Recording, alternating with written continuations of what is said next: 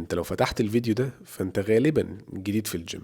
ممكن يكون اول يوم، ممكن تكون لسه في اول 6 شهور. السلسلة دي كلها ليك، علشان في فيديو النهاردة بالذات هتكلم على حاجات حتى الناس القديمة اللي بقالها سنين في الجيم ما تعرفهاش قوي او مش واعية بيها. وعدم معرفة المعلومات دي بيضايق الناس اللي حوالينا في الجيم، بتبقى حاجة مش لطيفة يعني. سبسكرايب او تعالى شقر عليا كل 10 ايام، انا تقريبا كل 10 ايام هنزل فيديو جديد للسلسلة دي، اللي ممكن نسميها سلسلة اول يوم ليك في الجيم. هتكلم على حاجات زي، في فيديو كامل يعني هيبقى لحاجات زي التمرين، واحد تاني للكارديو، واحد للاكل، واحد للسبلمنتس. بس اعتبر فيديو النهارده عامل زي انترودكشن كده للجيم عامة بشكل عام. فانت لو جديد في الجيم، اغلب الجيمات هيبقى ليها نفس القواعد العامة اللي انا هقولها دلوقتي، بس طبعا بتبقى مختلفة شوية من كل جيم لجيم على حسب بقى المود ومش عارف ايه وكل الحاجات دي. اول ما تدخل هيبقى فيه غالبا زي فرونت ديسك او ريسبشن، ودي حاجة مهمة هنبقى نرجع لها. وبعدين لما تدخل الجيم تاخد فيه اول لفة عشان تبقى عارف، هتلاحظ ان هو غالبا هيبقى متقسم لحتة ليها علاقة بالاوزان، دي بيبقى فيها دنابل بارات. في حتة تانية هتلاقي فيها الأجهزة أو الماشينز. هتلاقي في حتة تالتة بتاعت الكارديو، أجهزة الكارديو بأشكالها بأنواعها. ومؤخرا أغلب الجيمات بقت بتعمل حتة زيادة تبقى فيها سواء بقى للفانكشنال، للناس اللي تحب تلعب تمرينات فانكشنال كروسفيت الحركات دي وترزع براحتك هناك، او بيبقى في حته للاسترتشات او تسخين، يعني بتبقى حته فاضيه فيها برضو اساتك، فيها الماتس، فيها الفوم رولرز، فيها كل الكلام ده. وساعات بيبقى حته الفانكشنال هي حته الاسترتشات. نرجع للفرونت ديسك او الريسبشن. ده هيبقى مهم بالنسبة لك لو انت لسه جديد وممكن تكون حاسس بحاجات زي توتر، او زي مثلا مش لسه اتأقلمت او بقيت فاميليار بالجيم. فممكن يبقى في ناس عندها نوع من انواع التوتر او الرهبة من الاماكن الجديدة، غير اصلا الحاجات الجديدة والناس الجديدة. فيعني انت احسن حاجة تعملها في الاول، خصوصا وانت لسه بتشترك، ان غالبا حد من الريسبشن هيديك تور في الجيم، فتبقى ملم بيه بعينك كده. جمعت ماشي، دي الحته بتاعت الاوزان، دي الحته بتاعت الاجهزه كارديو مش عارف ايه.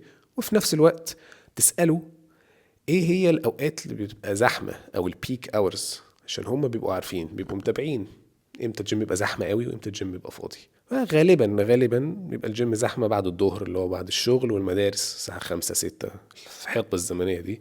وعادة بيبقى فاضي في اللي هو وقت الظهر، اللي بتبقى مثلا الساعة 1 2، أو بالليل متأخر قوي اللي هو بعد الساعة مثلا 9 أو 5 6 الصبح تنزل تتمرن الفجر. دي غالبا بتبقى الناس المحطمة نفسيا وفقدت الشغف في الحياة، فبيصحى الفجر ينزل يتمرن.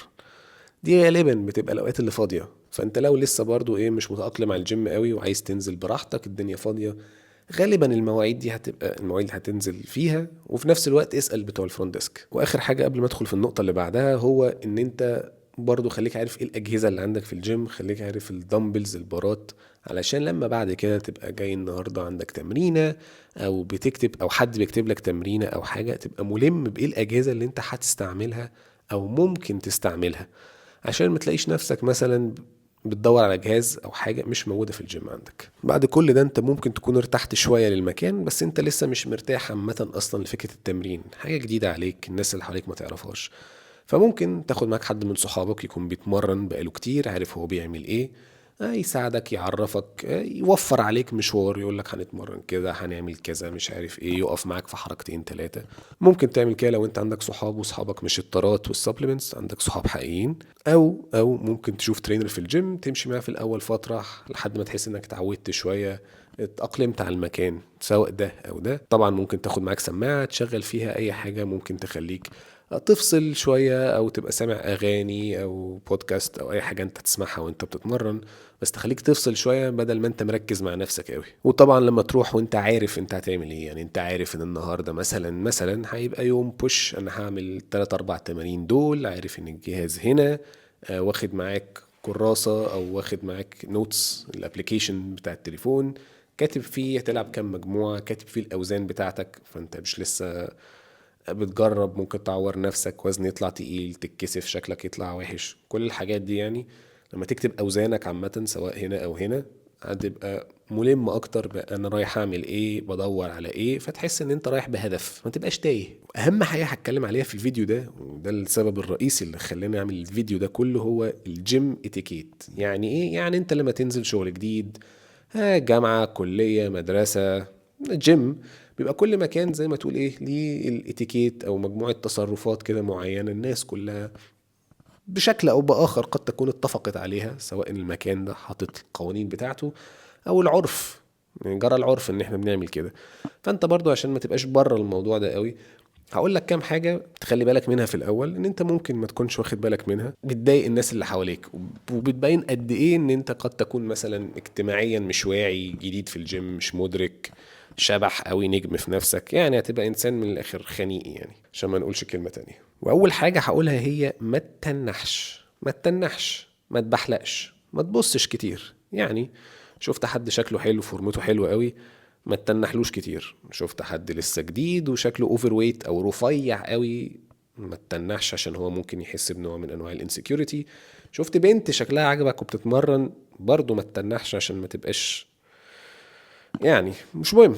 المهم يعني ان انت لو جه في دماغك حاجه عايز تروح تقولها لهذا البني ادم، عادي روح قولها له.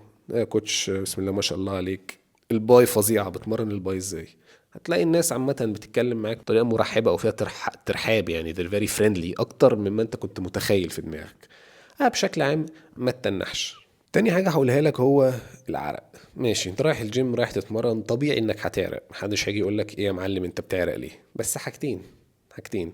واحد، لو انت من الناس اللي بتعرق قوي، او الجيم مثلا صيف، جو حر، بتعرق جامد وسبت اثار عرقك، تعال نقول مثلا على البنش او على جهاز الكارديو او على اي حاجة، امسح وراك. جيمات كتير ممكن تلاقي فيها مثلا سايبين فوط، حاطين زي بتاع كده بيبقى سبراي فيه ديتول بقى ولا اي معقم.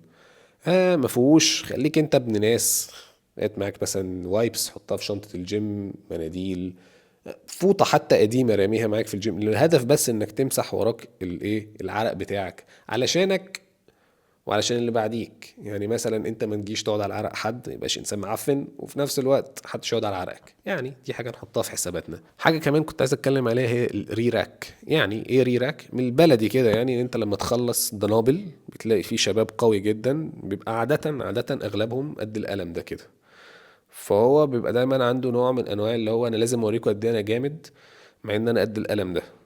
فبيقوم جايب كل دنابل الجيم حاططها حواليه ورايبها على الارض، ماسك الدمبل من واحد، اتنين، تلاتة، ويقوم راميها حواليه، عشان جيم كله لازم يعرف قد ايه هو قوي، وبيسيب الدنابل ويمشي.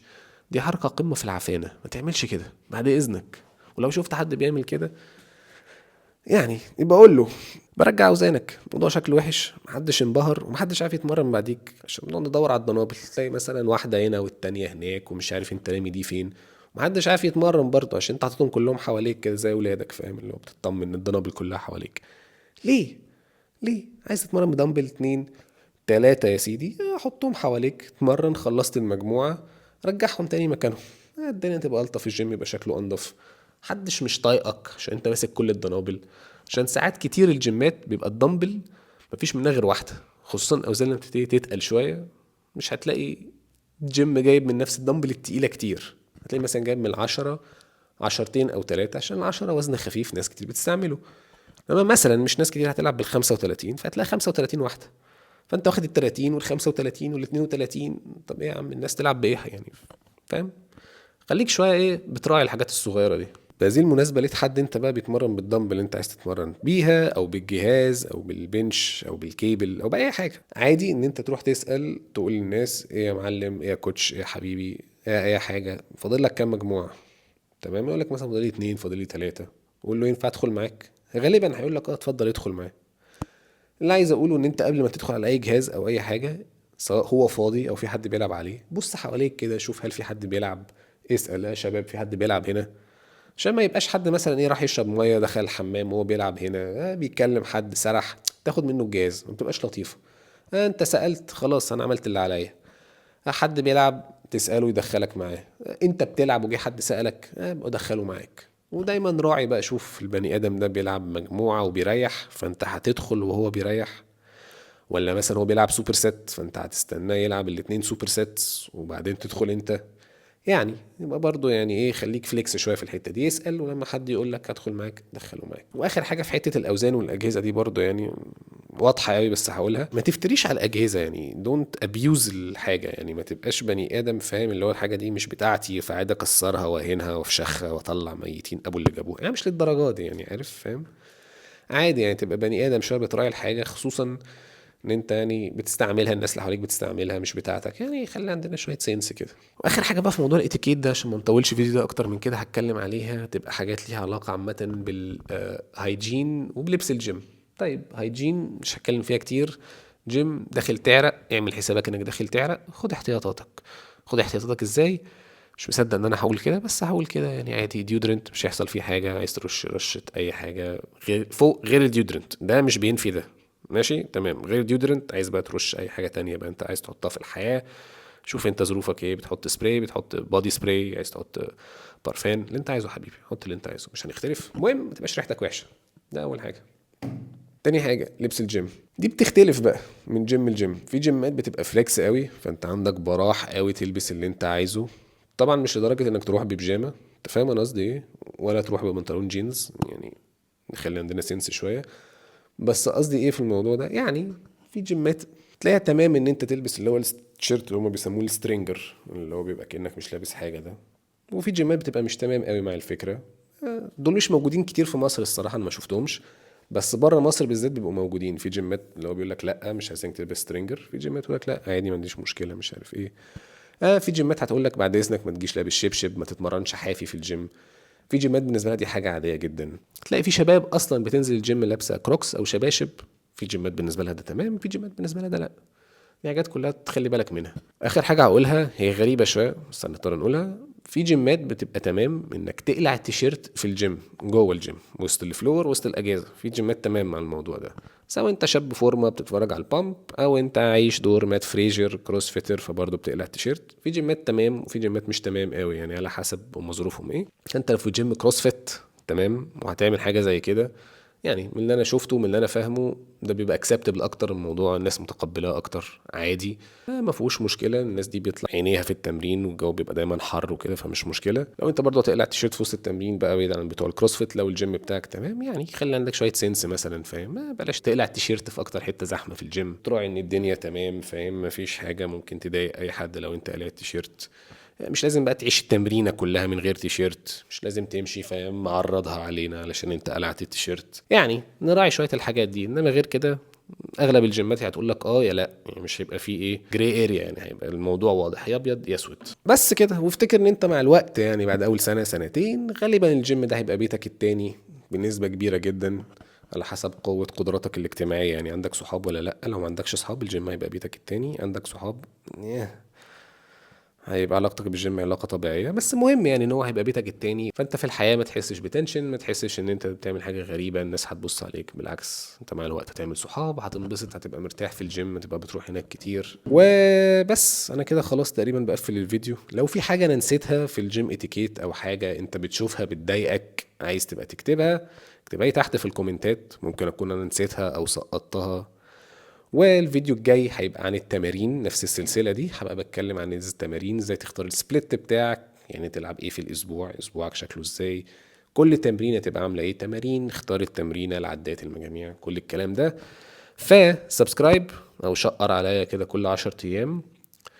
وبس هقفل الفيديو على كده، اشوفكم الفيديو الجاي.